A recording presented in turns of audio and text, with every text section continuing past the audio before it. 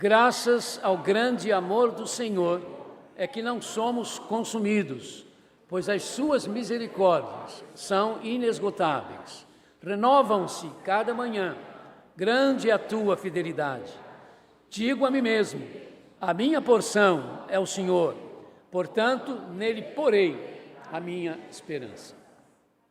Que o Senhor abençoe, irmãos, a leitura da sua palavra em nossas mentes e coração. As misericórdias de Deus, não é, para esses dias difíceis. Quanto mais aumenta o poder da tecnologia, quanto mais se exalta o alcance da chamada inteligência artificial, mais se torna visível a estupidez humana. No Haiti, até o final de agosto, pelo menos 2.000 haitianos já haviam sido assassinados. Mais de 1.000 pessoas foram sequestradas e centenas de mulheres estupradas. Em que pesem as imagens espalhadas por todo o mundo, mostrando o país como uma terra de ninguém, onde o poder paralelo do crime dita as ordens e onde as autoridades se mostram cada vez mais patéticas e perdidas, enquanto os governos mais poderosos da Terra, preocupados com a guerra entre a Rússia e a Ucrânia, bem mais lucrativa, outra estupidez, fazem de contas que nada sabe. O casal vai cantar depois da mensagem, não esqueci vocês não, tá? É porque eu já me adiantei. O Paquistão procura destacar-se a todo custo como o país que melhor vive o Islã, e por isso faz da chamada lei da blasfêmia contra o islamismo uma forma descarada de prender e estimular a morte de cristãos. Há atualmente 8 cristãos presos pelo crime de blasfêmia e todos 8 já condenados à morte. Normalmente eles condenam à morte, mas pelo menos começam a chegar os protestos internacionais, eles vão, como se diz aí fora, enrolando e depois acabam soltando essas pessoas, não antes de passarem presos 5, 6, 7, às vezes até 10 anos, como foi o caso da Bibi, aquela mulher paquistanesa que cometeu o crime de blasfemar. Mesmo sendo católica romana, ela foi perguntada por uma colega de serviço: é verdade que vocês cristãos dizem que só Jesus pode salvar? Ela disse: é verdade. Só que ela falou isso na empresa, na hora que eles estavam trabalhando. Imediatamente a colega saiu e foi buscar o imame. O imame é o dirigente espiritual da mesquita, é um pastor, né, o sacerdote da mesquita. Ele já veio com a polícia e a levou. Ela foi julgada e condenada à morte. 3 para 4 vezes marcaram-se a execução, mas aí houve protestos dos outros governos. Ela ficou 10 anos presa, irmãos, até ser liberada para o Canadá. Não pôde ficar no Paquistão, porque depois que o governo chegou à conclusão que poderia soltá-la, né, ela não viu as suas crianças crescerem. Ela era a mãe de 3 meninas pequenas, as crianças cresceram nesse tempo de prisão. O governo teve que mandá-la autorizar que ela deixasse o país, porque os muçulmanos revoltados disseram: o governo não vai matá-la, mas nós vamos matá-la. A primeira oportunidade que tiver, nós vamos matá-la. Então, esse é um conceito de viver uma determinada religião. É claro que não são todos os muçulmanos que pensam, não é? Desta maneira, mas esse é um pensamento muito comum no Paquistão. E veja o que está acontecendo agora. Eles estão se matando. Cada vez mais eles se matam, né? Desde janeiro começaram uma onda de ataques feito por muçulmanos a muçulmanos reunidos em suas mesquitas. Houve um ataque em janeiro, houve outro ataque agora em julho, e houve agora na sexta-feira passada um outro ataque. Somando as vítimas de todos eles, mais de 200 paquistaneses foram mortos nesses atentados terroristas praticados por muçulmanos que matam, então, muçulmanos. Aliás, se fez um relatório, a ONU fez um relatório sobre as vítimas do Estado Islâmico, que é a pior de todas as organizações ditas terroristas do Islã. 85% das vítimas do Estado Islâmico não são cristãs, são muçulmanas. 85% das pessoas mortas pelo Estado Islâmico são de muçulmanos. Será que não para um pouco para pensar, não é? No que estão ensinando e naquilo que estão crendo? Mas desde os tempos, irmãos, mais antigos, né, esse tipo de bestialidade, de sordidez acontece. E por mais que se proteste, não nos iludamos, achando que esta bestialidade humana, que essa sordidez vai cessar.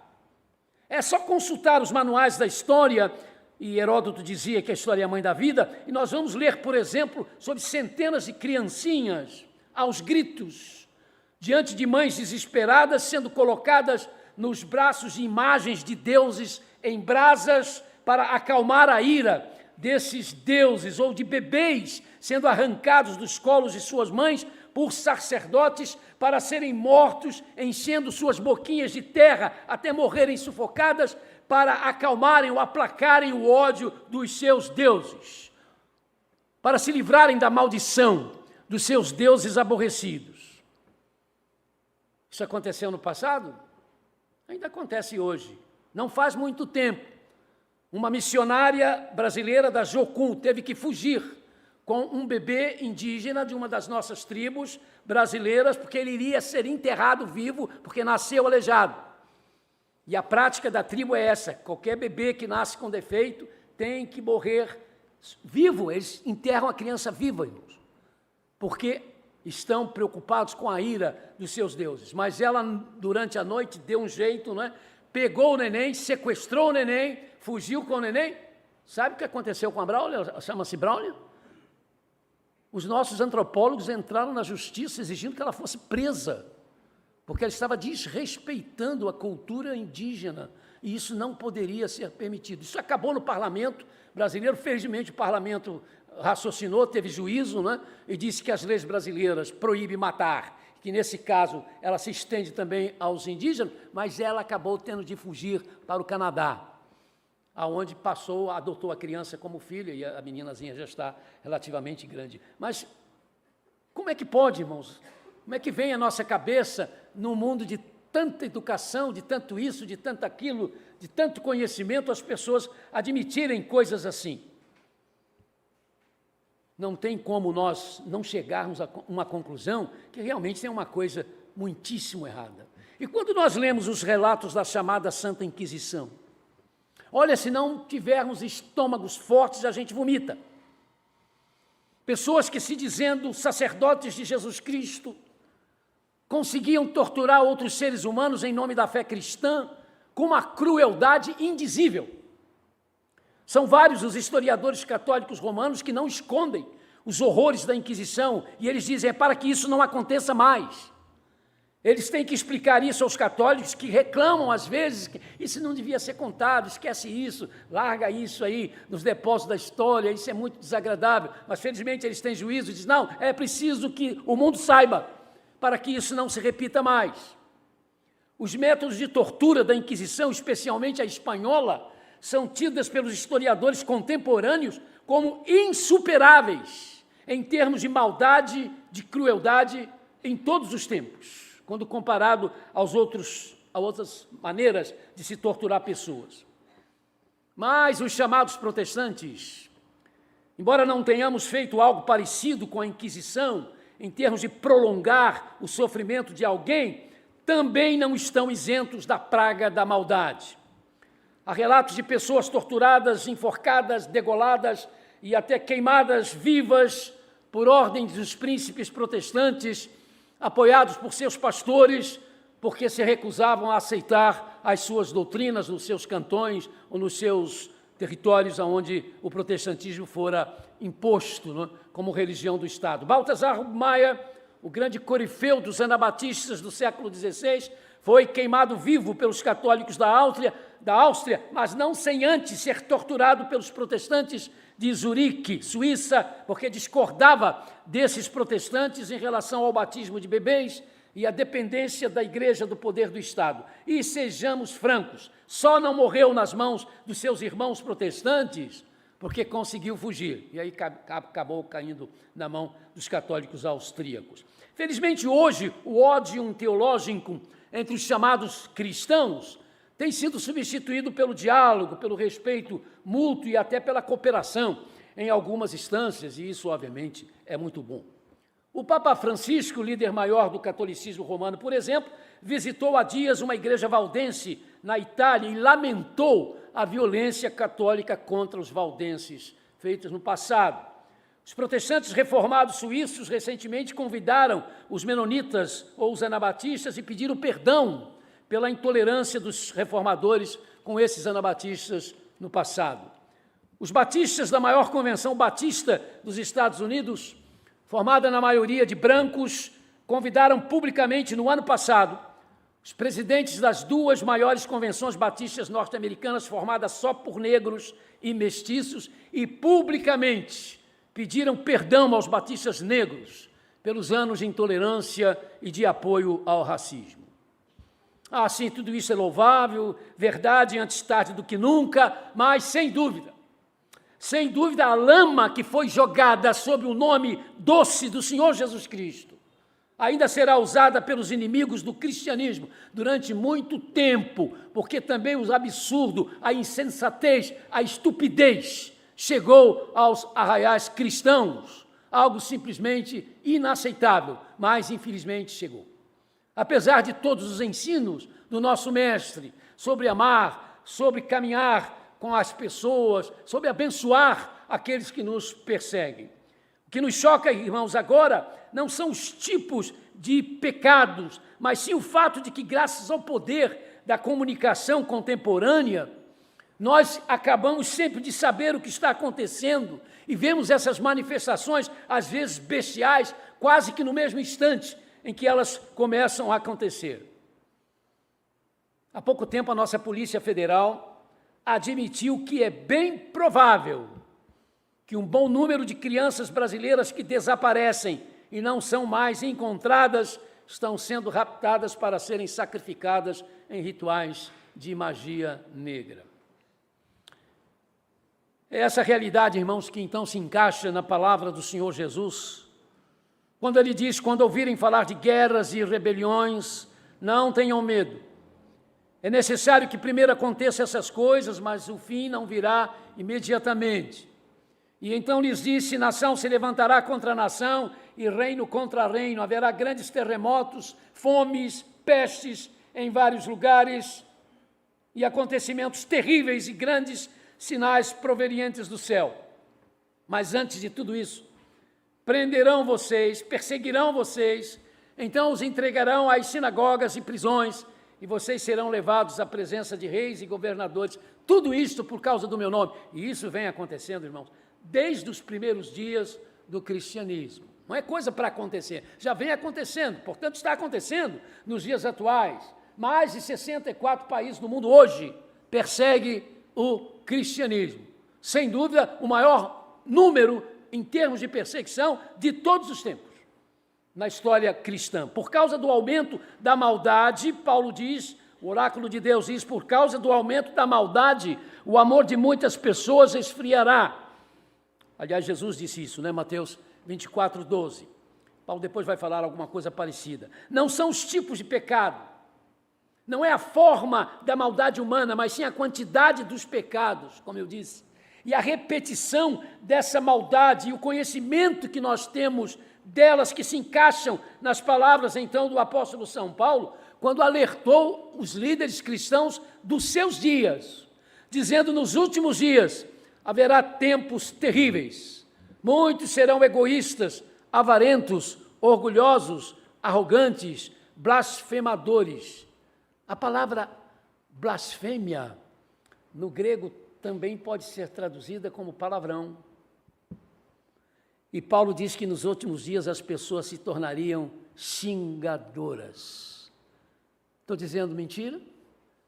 Você entra num ônibus, ninguém xinga, você encontra pessoas esperando ônibus ou Uber ou qualquer coisa, ou estão nos supermercados, a conversa está cheia de palavrões. É impressionante ver pais e mães com nenéns nos seus colos e conversando, o marido e a mulher, com palavrões, como se aquilo fosse uma linguagem absolutamente normal. Mas está escrito aqui na Bíblia, não é? Os homens se tornarão xingadores, ingratos, desobedientes aos seus pais e ímpios, não terão amor pela família, serão irreconciliáveis, caluniadores, incapazes de se controlarem, violentos e inimigos do bem, serão traidores, atrevidos e cheios de orgulho, amarão mais os prazeres do que a Deus, parecerão até serem pessoas que praticam a piedade, mas com as suas ações negarão o verdadeiro poder dela. Fiquem longe dessa gente. É o que o homem de Deus diz. Fiquem longe desta gente. 2 Timóteo 3, 1, 5. Então, como é que nós, como cristãos, devemos viver nesses dias?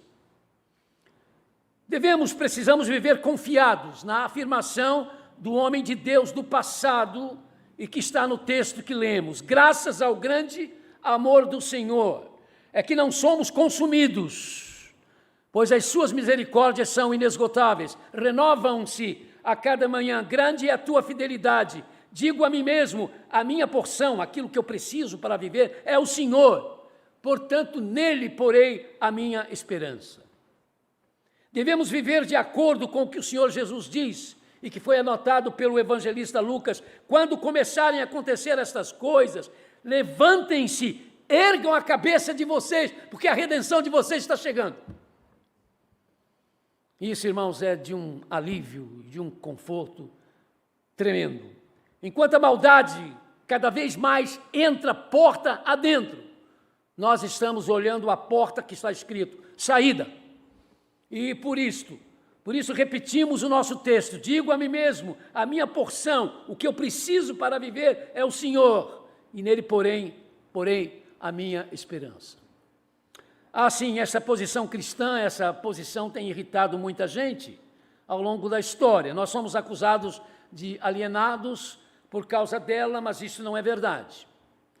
Olhar a porta de saída para nós não significa que estamos torcendo para que o mundo se destrua o mais rápido possível, porque nós vamos cair fora. Não temos o direito, irmãos, de ter esse pensamento. Esta terra é de Deus, é propriedade do Senhor. Ora, nós estamos no mundo, e enquanto estivermos neste mundo, nós estaremos sendo atingidos pelas agonias deste planeta, como todas as demais pessoas. Mas não, nós não somos alienados. A nossa redenção nos chama a nossa responsabilidade de sermos sal da terra e luz do mundo. O Senhor Jesus diz que temos de ser sal e luz. Nos tempos de Jesus, o sal, além de ser usado para dar sabor à comida, era o principal produto usado para não deixar as coisas apodrecerem. Nos tempos de Jesus, como em todos os tempos, a luz é indispensável à vida. O anglicano C.S. Lewis, autor de Crônicas de Nárnia, entre outros, foi um ateu, filósofo ateu, que depois se converteu ao seu cristianismo na confissão anglicana. Ele diz assim: quando os cristãos deixaram, em larga escala, de pensar no mundo além desta terra, tornaram-se ineficazes e inúteis para este mundo aqui. Ansiemos pelo céu, e descobriremos que vamos estar colocando cada vez mais os nossos pés nesta terra. Mas ansiemos só por essa terra, e vamos descobrir que não estamos pisando no nada. Os verdadeiros cristãos não são mensageiros do caos, mas sim da esperança. Nós somos as pessoas que, por causa de Jesus Cristo, nós podemos fazer que as pessoas saibam que as misericórdias de Deus são a causa de não sermos consumidos, e que essas misericórdias não têm fim, que elas se renovam todas as manhãs, pois a fidelidade de Deus em relação àquilo que Ele promete é imensa, é grande. O Senhor Jesus Cristo disse em Mateus 24:14: e será pregado esse evangelho do reino por todo o mundo para testemunho a todas as nações, e então virá o fim. E o apóstolo Paulo, em 1 Coríntios 15:24, afirma: e então virá o fim, quando ele, Jesus, entregar o reino ao Deus e Pai, quando houver destruído todo o principado, bem como toda potestade e poder. Esse fim que virá para nós significa o fim da dor, o fim do sofrimento, o fim da maldade. Esta é uma mensagem de esperança e não de alienação. Queremos dizer ao mundo que em Jesus Cristo, que por causa de Jesus Cristo, a dor, o sofrimento, a morte vão ter fim. E é por isso que repetimos que é graças ao grande amor do Senhor, que nós não somos consumidos, pois as suas misericórdias, que são inesgotáveis, renovam-se todo dia, cada manhã. E dizemos a nós mesmos, a nossa porção, aquilo que precisamos é o Senhor e, portanto, nele pomos a nossa esperança. Então virá o fim dessas tragédias humanas. Por isso queremos testemunhar de Jesus a todos os povos, mesmo que isso signifique o martírio de muitos de nós. Em meio à escuridão da hora presente, há uma luz brilhando, há um poderoso refletor brilhando. É a promessa do Senhor Jesus que diz: não fiquem aflitos, creiam em Deus e creiam também em mim. Na casa do meu Pai há muitos aposentos e eu vou preparar um lugar para vocês. Se não fosse assim, eu já lhes teria dito: depois que eu for e preparar um lugar para vocês, voltarei e levarei vocês comigo, para que onde eu estiver, vocês estejam também. João 14, 1 e 2. E é por isto que mesmo havendo crianças sofrendo, guerras, violência, patifarias, graças ao grande amor do Senhor, nós sabemos que não somos destruídos, não somos consumidos, pois as suas misericórdias vão sendo inesgotáveis e vão se renovando a cada dia que nós vivemos. E dizemos a nós mesmos, a nossa porção é o Senhor, e nele nós pomos a nossa esperança. Jesus é a minha esperança. Jesus é a sua esperança? Jesus é a esperança de todos aqui? O retorno de Jesus Cristo será algo tão revolucionário que há de alterar todos os aspectos da vida. Sabe, haverá uma terra nova sob um céu que nunca foi visto, porque estará aberto aos nossos olhos, estará sendo alcançado por qualquer um de nós. Por isso a Bíblia o chama de um novo céu. A Bíblia diz que nesse novo mundo a justiça correrá como o rio, a doença estará eliminada, a morte estará morta. Os seres humanos viverão da forma para a qual Deus uma vez criou a raça humana. Será a época quando vamos dizer de forma como nunca dissemos antes, porque falamos e repetimos isso aqui algumas vezes já nesse culto, mas vai haver, irmãos, uma época quando nós vamos falar isso aqui como nós nunca dissemos antes. Por causa das misericórdias do Senhor, não fomos consumidos.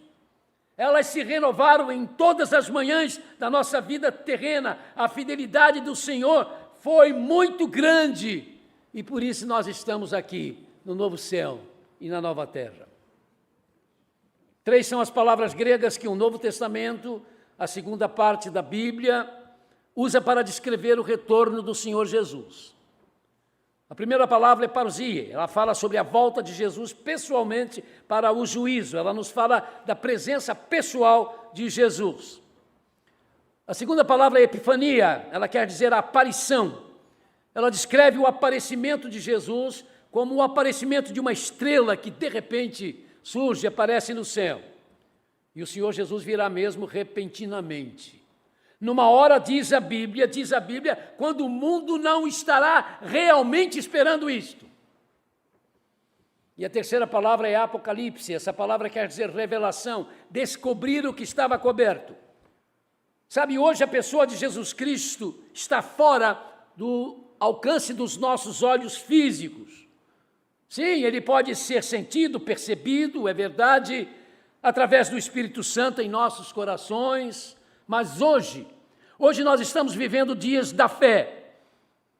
Agora, no dia quando ele retornar, e que nós percebermos que ele está pertinho de nós de verdade, e isso não está muito longe, no dia quando ele voltar, nós vamos contemplar Jesus, e aí já não será mais uma questão de fé, mas nós teremos a visão clara, maravilhosa, porque de fato as misericórdias do Senhor não têm fim. Ela é grande. Quando nós celebramos o Natal, nós celebramos a primeira vinda de Jesus Cristo. Essa primeira vinda foi um acontecimento restrito, particular, ela foi manifestada a um grupo de pastores nos arredores de Belém. Eles é que receberam primeira notícia, depois uns sábios, que alguns acreditam ser do que hoje se chama o Kurdistão persa, que foram avisados, provavelmente eram sacerdotes de Zoroastro, mas que tinham conhecimento das escrituras judaicas. O rei Ciro provavelmente foi seguidor de Zoroastro. e foi chamado por Deus de o meu servo. E essas coisas, de certo modo, por isso que a história é a mãe da vida, né? Ela vai se juntando e vai dando razões às coisas que vão acontecendo. Jesus nasceu como um bebê numa gruta que servia de estrebaria, numa vila sem importância, Belém. Mas na segunda vinda não será assim. O Senhor Jesus aparecerá no céu e descerá com os seus anjos e derrotará para sempre os inimigos de Deus. E então submeterá o mundo inteiro ao seu domínio de paz, de justiça e amor. Verdade, esse momento no qual vivemos, nós estamos tateando, não é? Em meio à dor. Sabe, os 4 cavaleiros do Apocalipse estão já descarregando a sua tempestade de fúria entre todos os povos, nos levando para o fim desta história. Por isso, esse momento se caracteriza cada vez mais por guerras, por perseguições de servos e servas de Deus, pela tribulação, razão pela qual a Igreja de Jesus Cristo, que sempre foi perseguida, está agora, como eu disse, nesse século XXI, onde se fala tanto de liberdade, sendo imensamente perseguida. E lembramos que antes da nossa reflexão, nós pedimos Afeganistão. Todas as suas etnias vão ouvir falar de Jesus Cristo como Senhor e Salvador único, como Senhor e Salvador absoluto. O Dr. Franklin Graham Jr., filho do Dr. Billy Graham, disse recentemente alguma coisa que tem que nos fazer pensar.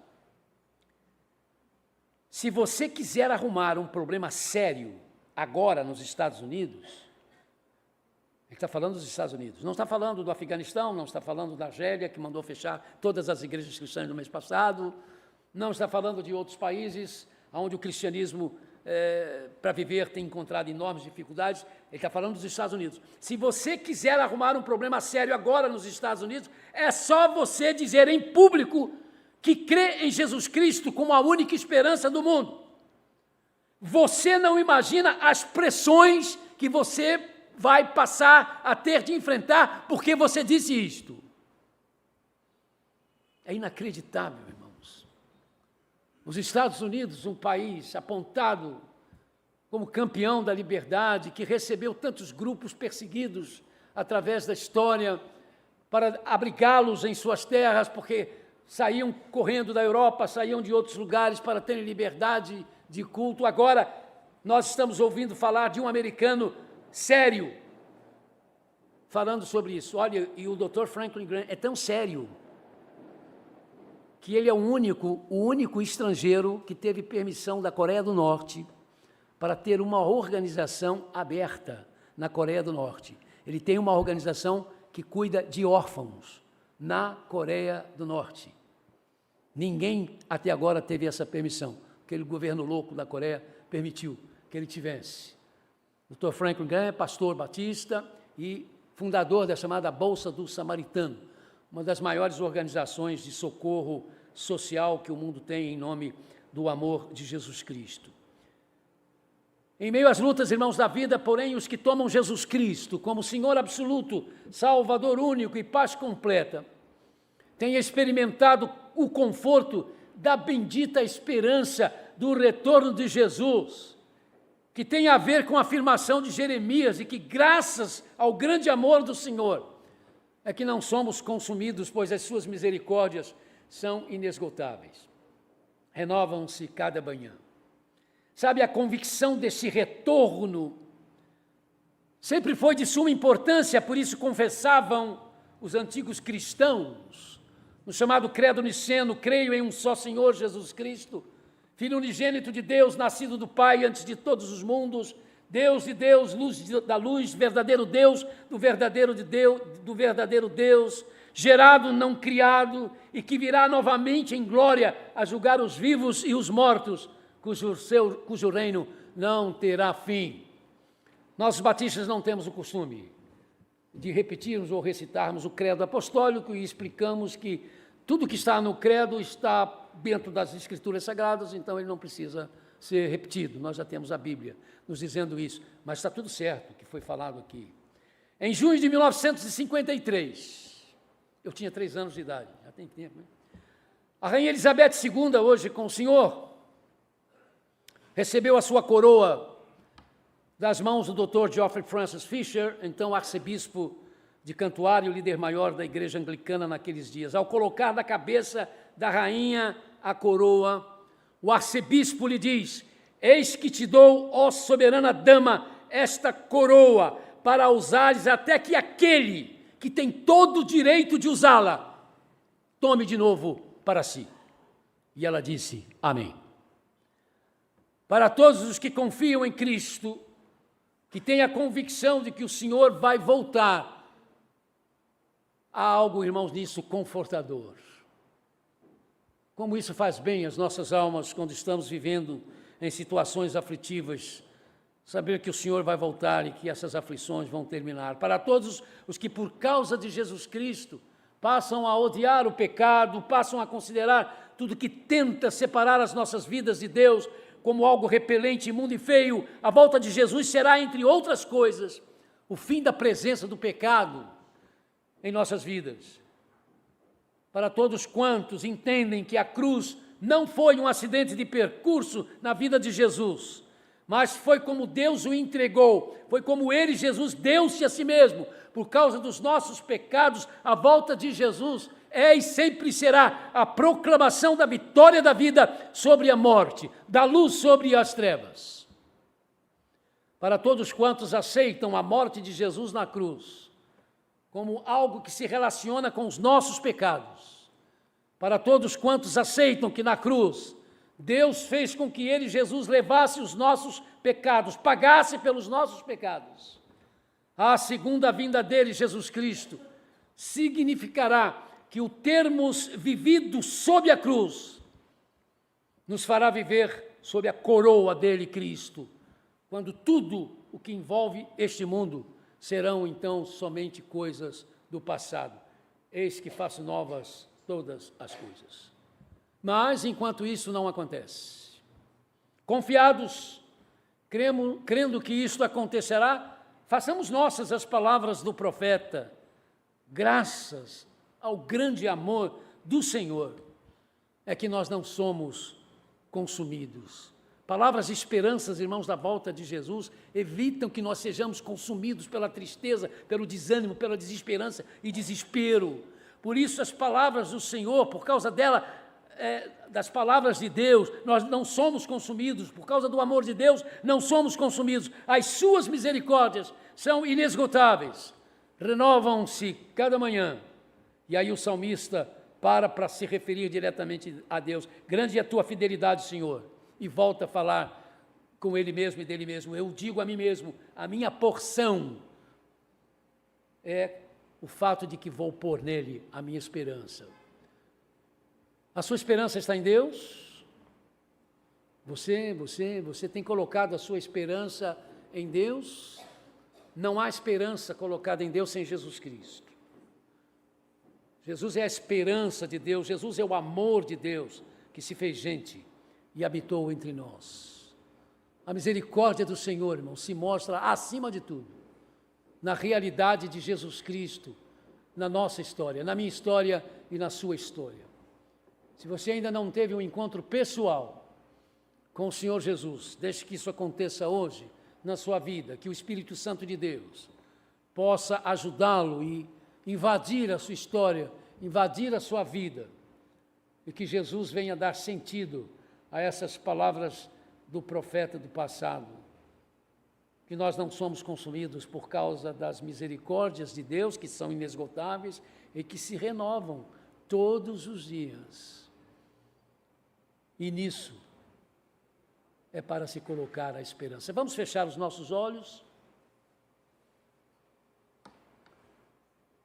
Enquanto o Fernando vai tocar alguma coisa para nós, eu vou deixar que cada uma pessoa reflita agora na sua vida, você que já tem uma experiência pessoal com Jesus Cristo. Apegue-se mais a Ele, irmãos, nesses dias que nós estamos vivendo, de tanta loucura, de tanta coisa que o pecado, tem feito com as pessoas, embrutecido as pessoas, levando pais a fazerem coisas horríveis com suas crianças, levando maridos a fazerem coisas horríveis com suas esposas, esposas com seus maridos, levando a acontecer coisas pavorosas dentro das igrejas. Fico pensando como tem pastores com coragem de celebrar a ceia do Senhor, quando sabem o que está acontecendo nas suas vidas. Mas Deus é o justo juiz, né? Cabe a Ele o julgamento, não a nós. Vamos agora pensar nisso. Eu que sou crente, eu que já sou salvo pela misericórdia de Deus, quem é Jesus de fato na minha vida? O que Ele representa na minha vida? Ele é o dono da minha história.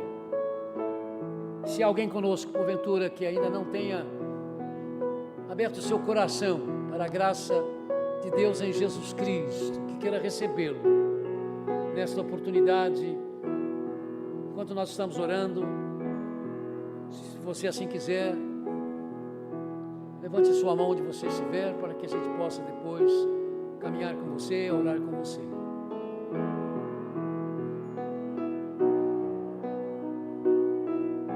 Vou apenas aguardar, esperar o final do hino.